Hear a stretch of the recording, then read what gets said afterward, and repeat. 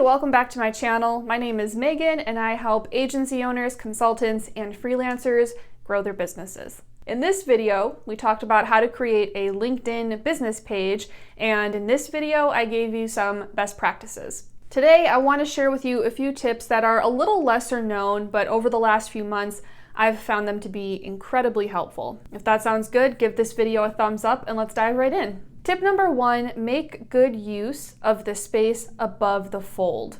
When we say above the fold, we are referring to everything that someone can see without having to scroll down, okay? This bit of real estate is going to be really important because it's the first thing they see. This means making very good use of things like your banner image, your headline, your call to action button, and your summary. Here's my business page, not my agency's page, but my page as a coach. Now, of course, it's going to depend on what size screen you're viewing a profile from, but from my computer, this is what I see. This is what I see without scrolling. In my banner image, I call out who I'm targeting, which is agency owners, and then I mention my program, Revenue Spark, because that's what I'm trying to drive traffic to. I also have a picture of myself to remove some of the mystery because I want people to get to know me. My headline currently says, I help agency owners build six-figure empires, because that's what I do. For my CTA button, I chose visit website.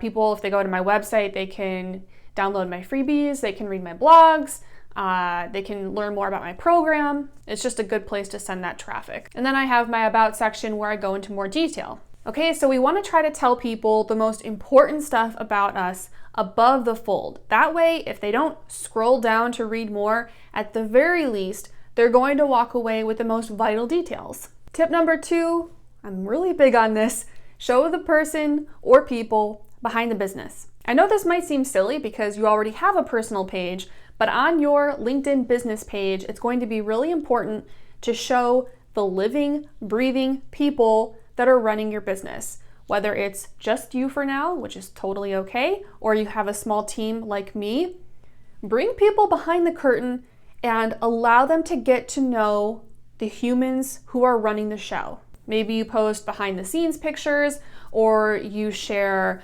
bios for you and your team. The reason we care about this is because people don't tend to trust brands. People trust people.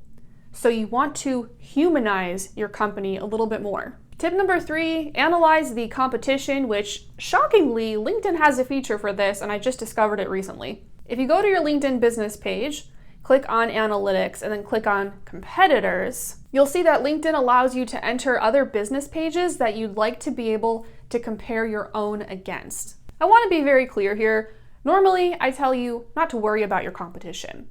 You're not them, they're not you. Honestly, they have nothing to do with you. But when we're talking about social networking, we are competing. We're competing for a spot in people's news feeds. We're competing to show up at the top of search results. So that does mean that in a sense, in that way, you do want to keep an eye on your competition. Remember that LinkedIn is a tool, okay? It's not just about showing up and looking cute.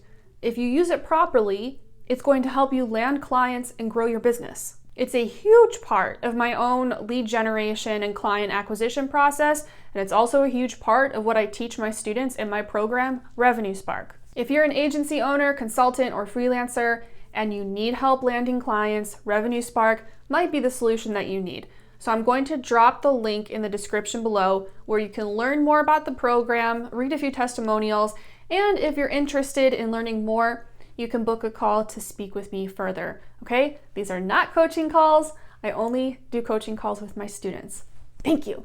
All right, that's it. Go forth and network on LinkedIn. If you have any questions, comments, or feedback, drop them below this video. I'm pretty good about responding, and I'll see you next time.